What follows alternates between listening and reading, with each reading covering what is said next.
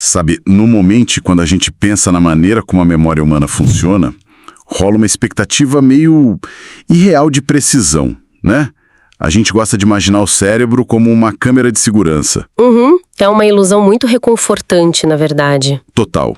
Como se a pessoa vivesse um momento, a mente gravasse a fita, e quando precisa lembrar de algo, é só, apertar o play e assistir. A ideia de que o nosso passado é um arquivo fixo, organizado em prateleiras, imutável, traz uma sensação de controle pra gente. Exato, exato.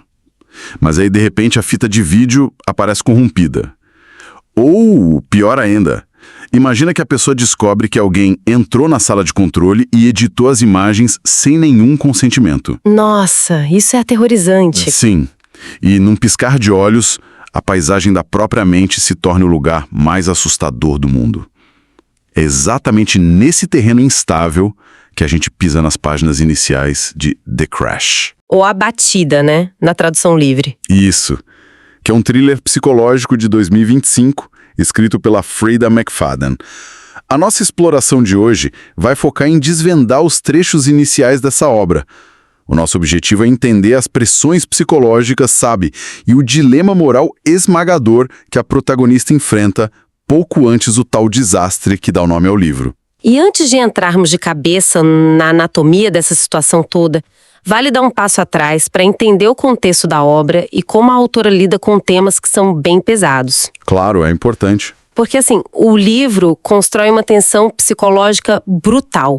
Mas a McFadden faz questão de deixar uma nota muito clara, sabe?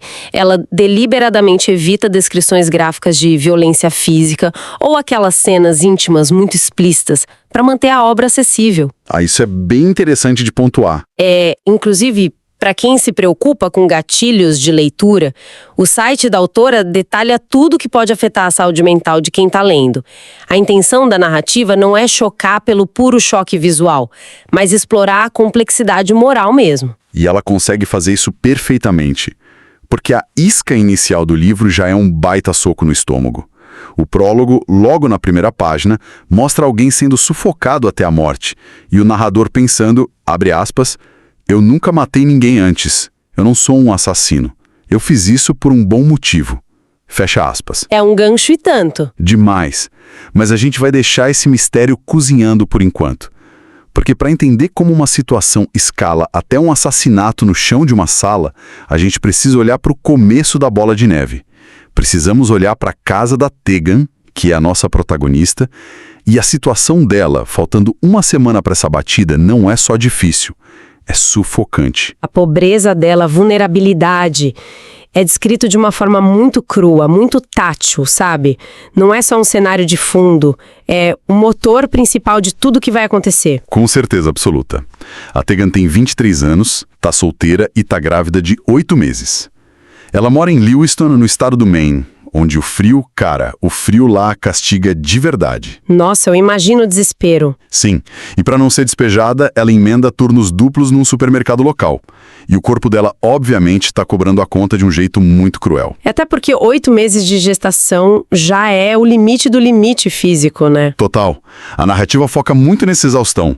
É uma dor ciática que não passa nunca, os pés tão inchados que os tênis dela mal entram, sabe? E a dieta dela é baseada puramente em comida que está prestes a vencer, que ela compra com desconto de funcionário. É uma existência que foi reduzida a um instinto mais básico de sobrevivência. Cada pequena ação para ela, como subir um lance de escadas, consome uma energia que ela simplesmente não tem de onde tirar. E tem um detalhe meio cômico e trágico nisso, porque a ironia dessa dieta é que ela desenvolveu um desejo louco de gravidez por atum enlatado. Ah, sim, o atum. Ela come tanto atum, mas tanto, que passa a chamar o feto carinhosamente de Little Tuna, o pequeno atum. É um traço de humanidade muito forte no meio do caos, né? Muito. Mas aí, se a situação financeira já é um pesadelo absoluto, o ambiente social não ajuda em absolutamente nada. Ela chega no prédio dela à noite e os corredores são escuros, lâmpadas queimadas. Ela tem um medo constante das sombras. Um dia, ela se assusta achando que tem um homem a seguindo nas escadas. O que acaba sendo Jackson depois, né? Isso, o que já mostra o nível de alerta constante dela. E o verdadeiro comitê de boas-vindas do prédio é a vizinha de porta dela, a senhora Evangeline Walden. Ah, a senhora Walden. Ela representa algo muito específico nessa narrativa inteira, sabe? Ela não é só uma vizinha idosa e mal-humorada. Ela é a personificação da completa ausência de uma rede de apoio para Tegan. Perfeito, perfeito. É uma crueldade quase que gratuita, porque a vizinha vê a Tegan recebendo a visita de um homem, no caso Jackson, e tem a audácia de insinuar para Tegan que ela está comandando um bordel ali no apartamento. Um absurdo. E pior, ela ainda ameaça fazer de tudo para expulsar a Tegan do prédio antes que o bebê nasça. Por quê? Só porque ela não quer ser incomodada com o choro de criança de madrugada. É de uma falta de empatia que beira o assustador mesmo. Ok, vamos desvendar isso porque a vida da Tegan nesse ponto é literalmente uma panela de pressão prestes a explodir. Tudo colabora para isso. Cada pequeno detalhe, tipo o frio congelante do Maine, o casaco dela que não fecha mais na barriga, a vizinha hostil, a falta de ar pela exaustão, tudo isso vai aumentando a sensação de claustrofobia para quem acompanha a história. O que é fascinante aqui é como a autora usa justamente essa vulnerabilidade extrema para justificar as escolhas que a Tegan vai se obrigada a fazer logo em seguida. A pobreza dela e o cansaço físico são tão grandes que ela chega a ter falsas contrações de estresse. Nossa, o corpo dela pedindo socorro. Exato, e isso cria o cenário perfeito para que uma oferta de salvação financeira pareça irrecusável, por mais duvidosa e moralmente obscura que essa oferta seja. Se a pessoa está se afogando, ela não vai perguntar de quem é a boia, sabe? É verdade. E que boia é essa que jogam para ela, né? Para entender isso, a gente precisa voltar no tempo alguns meses. Afinal, como é que o pequeno atum foi concebido? A história de origem. Isso. A Tegan estava visitando o irmão mais velho dela, o Dennis, que trabalha como instrutor de esqui num lugar chamado Snow Mountain. E o Dennis é aquele clássico irmão super protetor. Numa noite, ela resolve ir sozinha a um bar local e lá ela conhece um cara chamado Simon Lamar. O grande problema da história. Pois é. O Simon é um desenvolvedor imobiliário riquíssimo, um cara super charmoso e impecável nas roupas e nos modos. Eles bebem juntos, rola um clima, e a Tegan acorda no dia seguinte no quarto de hotel dele com uma ressaca avassaladora e lapsos enormes de memória. O que já é um sinal de alerta vermelho, né? Total. E aí, meses depois, cai a bomba. Ela descobre que está grávida e, pior ainda, um dia ela está assistindo TV e vê o rosto do Simon numa entrevista.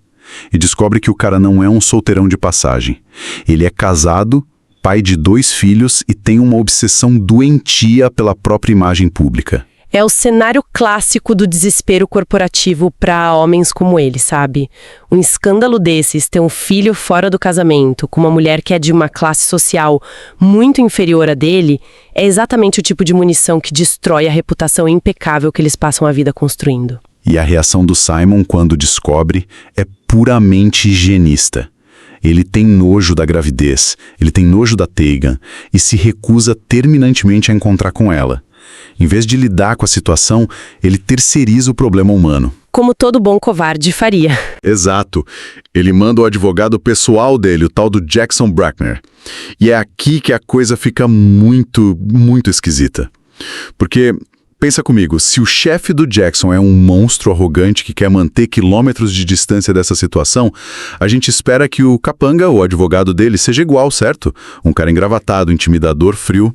Sim, a quebra de expectativa é gritante quando Jackson entra em cena. Demais. O Jackson parece o completo oposto de uma ameaça. Ele aparece usando óculos grossos, tem um jeito meio responsável, quase inofensivo. E ele não chega com documentos e ameaças. Ele chega no apartamento dela trazendo caixinhas de comida chinesa quentinha. Criando aquele ambiente de conforto, né? Isso.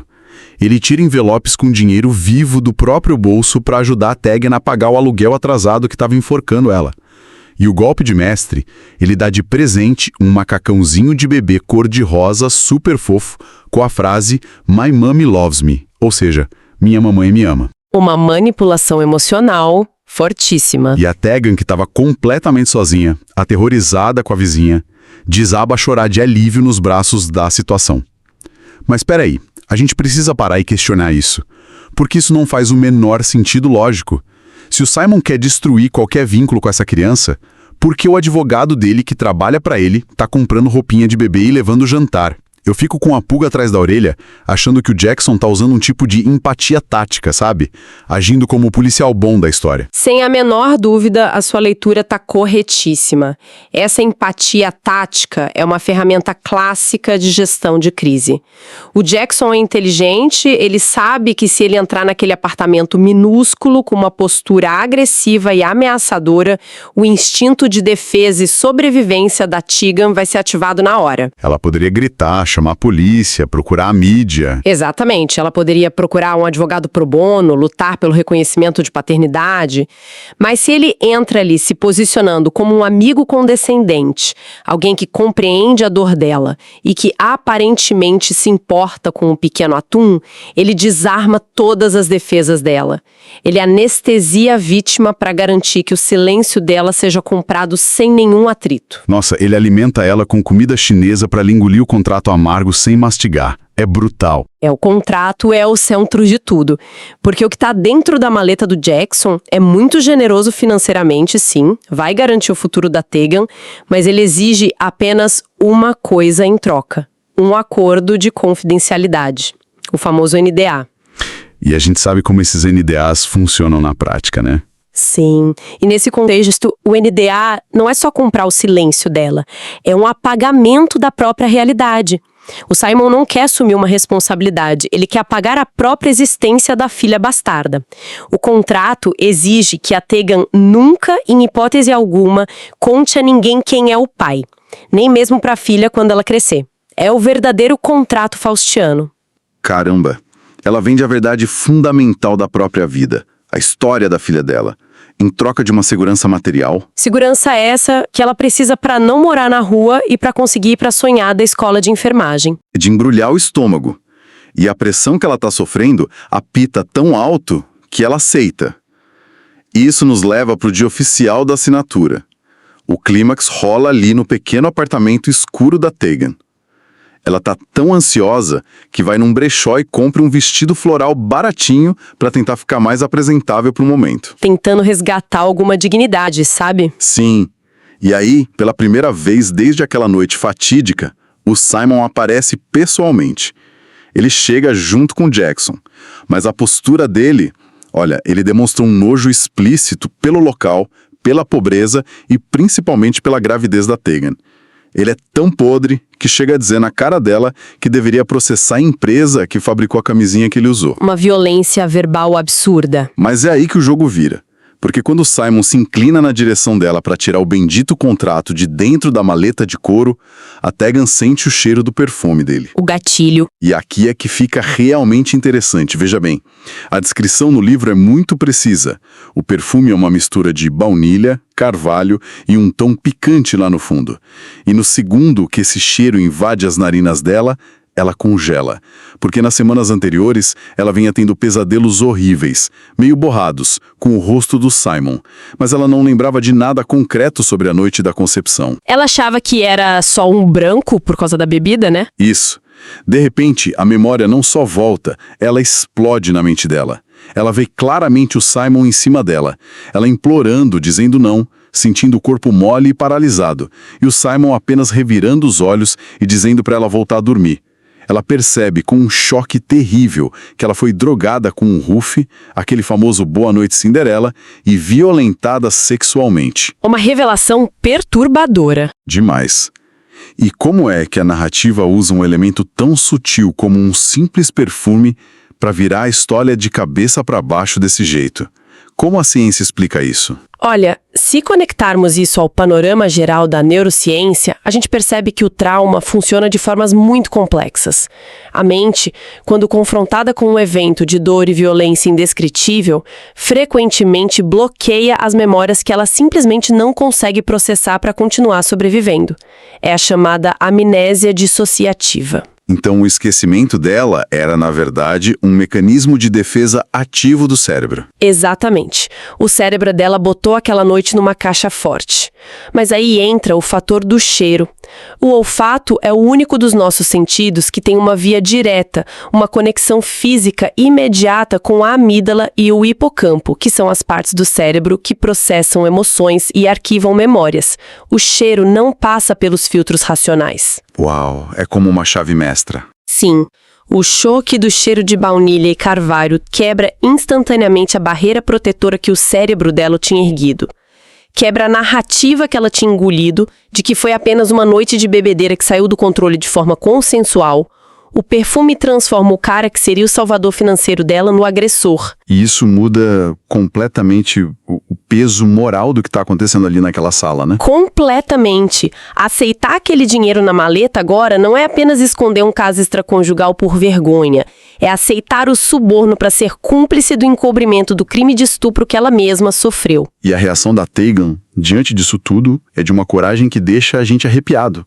Porque ela recusa o dinheiro. Ali, na hora. Ela acusa o Simon de estupro na cara dele e ameaça ir direto para a polícia para proteger outras mulheres de caírem na mão dele e para proteger a verdade da filha dela. Uma decisão incrivelmente difícil, dada a situação financeira. Muito. E o Simon reage com uma fúria desproporcional. Ele rasga o contrato na frente dela em pedacinhos e ameaça destruí-la no tribunal. Ele diz que vai processar ela por difamação, rindo da cara dela, porque, na cabeça dele, é a palavra de um homem poderoso e rico contra a de uma caixa de supermercado grávida. É o abuso de poder sendo esfregado na cara do leitor, sabe? A falha do sistema. Mas a cereja desse bolo de horrores é a verdadeira face do Jackson.